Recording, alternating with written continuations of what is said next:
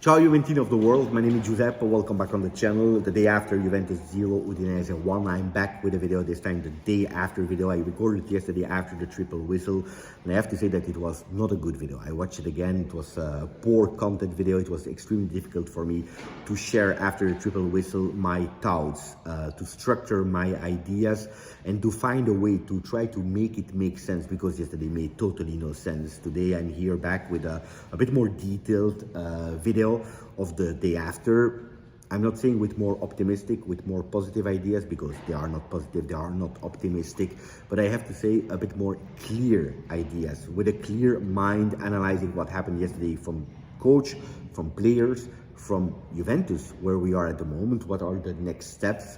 But I have to first start with something else. You know, I am extremely lucky. I have been a lot of time to Torino, a lot of time to the Allianz Stadium. I watched a lot of games live, and I'm extremely lucky. Why? Because the day after, a lot of time we won. I never experienced in my life a day after a loss of Juve, never. Okay, it's true, yesterday I was not in the stadium, I was a few meters from there, in the studios of Juve, so I was not inside, but this morning was tough. I'm in the Juventus hotel as I'm speaking, where I'm recording now.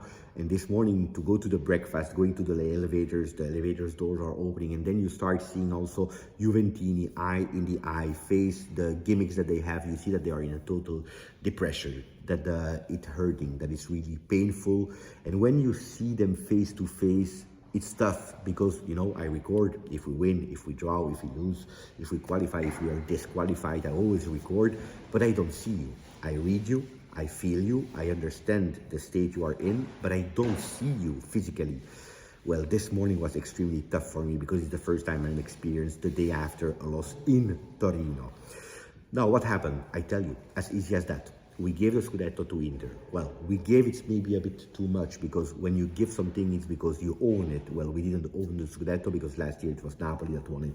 But the Scudetto that was a bit closer to the city of Milano, much further away from Napoli, but maybe a bit towards Torino, well, we said, no, thank you, we don't want it, give it immediately to Inter. Now, except of, I don't know what kind of apocalyptic thing, Inter can only lose it. And you hear it well, I didn't say Juventus have the possibility to win it, there is maybe a miracle. No, I said only Inter can lose it.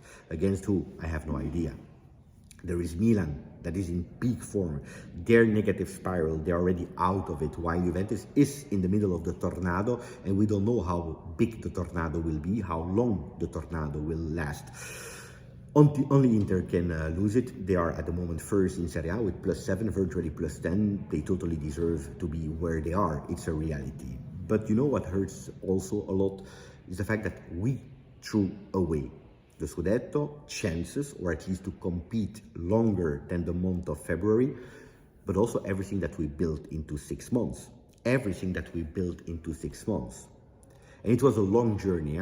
It started with probably a team that wanted to go with intensity, high pressing, but thinking offensively and was lacking behind, towards a team that was looking for stability and probably thinking too much about the defensive phase, neglecting totally what was happening up front, to a team that arrived step by step, but with results in the month of January. A month of January where we saw and a defensive solidity and an attacking phase that was really, really beautiful, a game style. We saw much better things. Some players that disappeared in a few months, like Dusan Vlahovic, were back at their form and deservedly won the man of the month of January.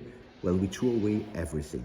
Everything that we built, we just threw it away, like that. As simple as that. In 3 games, Empoli draw, loss against Inter, Udinese.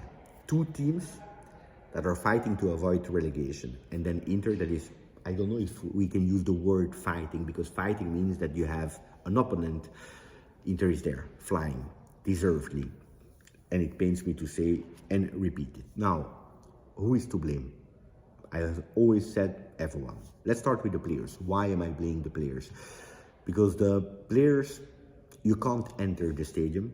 That yesterday I recorded the video from, you can't enter the stadium if you say, we believe in the Scudetto, we can win the Scudetto. Well, you can't enter the stadium. You can't enter the field and not playing, because yesterday we didn't play as we did yesterday. You can't. If there was a possibility to at least give back some enthusiasm to Juventini, to show that we continue to believe fino alla fine, honoring the shirt, honoring the stadium, honoring the 40,000 people that were in the stand and the million of people that were watching from home, you can't enter like that.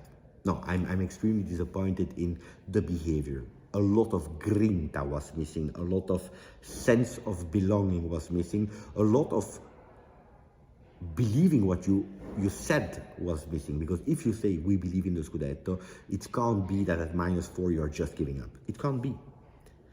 Then I blame also Mr. Max Allegri yesterday, because he is the coach, he's responsible. He should have anticipated already the state of mind of his player, because you had an entire week to prepare the game against Udinese.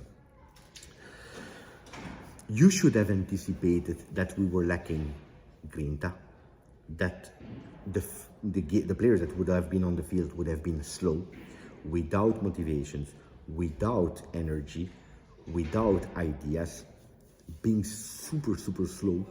Well, he should have anticipated. On top of that, he should have avoided to create even more confusion in the second half, because that's what we did. In the second half, Max Allegri created more confusion that we started the game with. What are the papers saying? Corriere dello Sport, via libera, open highway for Inter. And it's true, it is what it is. The second one is Gazzetta dello Sport, Juve a terra, Juve on the ground. And then you see Tuttosport that is actually saying, brava Juve, congratulations Juve, you killed Serie A. Because that's what we did. We are at -7, virtually -10 of Inter. You have Milan, that is there at -1 from us. You have even Atalanta, that is, it's true, at -11, but they have one game in hand, so virtually they could potentially be, if they beat Inter, at -8. Well, not only the battle for the first spot is gone, but now we are reopening the battle for the second and third position, maybe even for the fourth position. And Juventus needs to be extremely alert. You know why? Because when I'm analyzing the past few seasons, when Juventus has no concrete objectives anymore, it is over. We give up. Look back at the ends of the seasons of Max Allegri. When it's over with an objective, Juventus, they don't win anymore. And that's what makes me extremely scared, because one thing is you already reached an objective and you have a few games to play, 3-4 games, and you give up. Another thing is when you are in February and you have still 14 games to play in Serie A and a Coppa Italia with 2 minimum, maybe 3 games to play. So that's what I'm feeling a lot. When I'm telling you about confusion, yesterday Max created confusion. We start with a 3-5-2 with one change. Cambias on the left and Wea there on the right. If you're looking at the formation, at the men that were chosen, well, we were asking for Kostic to be out. Yesterday he was out. And you play Cambias on the left. We wanted Wea from the start, and Wea was there. We wanted to see again Federico Chiesa from the start, and Federico Chiesa started. We had our starting midfield with McKennie, Rabiot, and Locatelli. They were all there. The only doubt question is Alexandro there, maybe would have loved to see, or the Nunes, Jallo, or Rugani that did that much and that well. So that's the only choice that we can discuss about. Except of that, okay.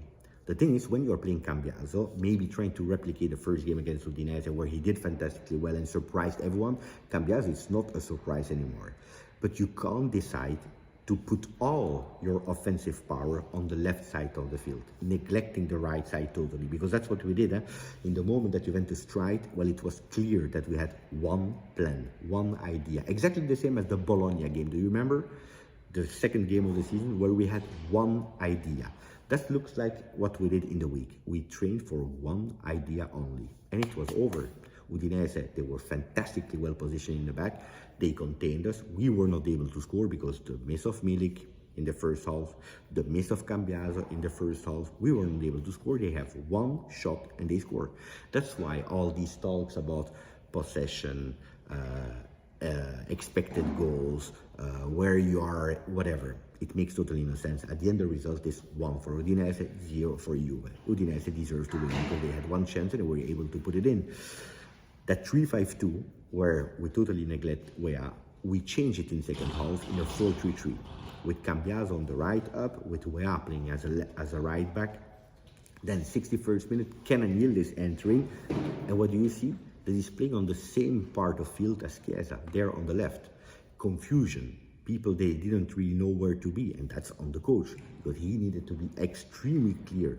If we go towards a 4-3-3, that's how we play. If we put Kenan Yildiz in, or Chiesa go on the right, or Kenan goes on the right, but you can't play with both of them on the left. That was another problem. Then at the 77th, Chiesa and Locatelli, that were absolutely not great yesterday, they go out of the field. Who do we put? Nicolosi and Ealing Jr. And Nicolosi, that according to me, yesterday was the only one that played well from the bench.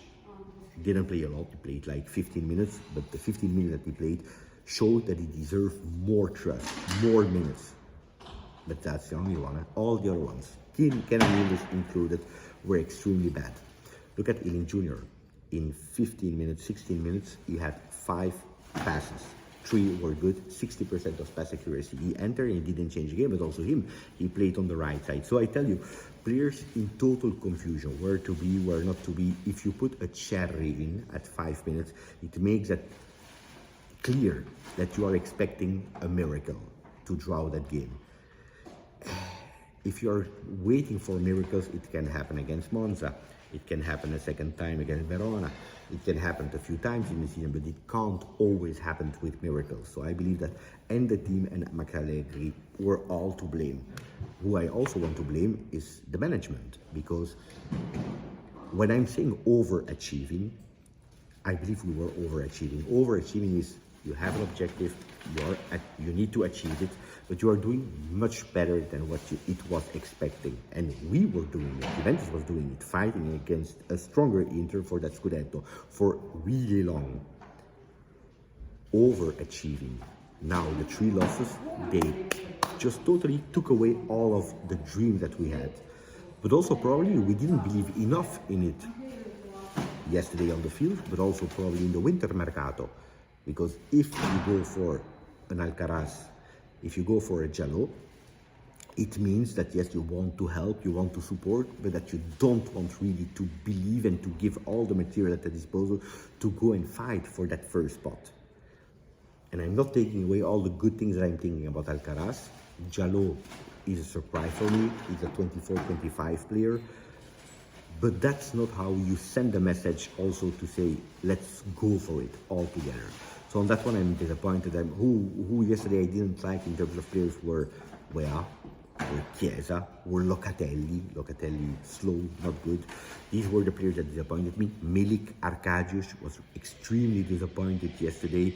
Even a McKennie, because we didn't speak about McKennie, but McKennie was not good yesterday. Alexander was not good. So a lot of players with really bad scores. Really, I appreciate Bremer as usual. I tell you about Nicolosi, how he entered, but also probably Cambiaso, the best one, according to me. Now, what are the remaining steps for Juve?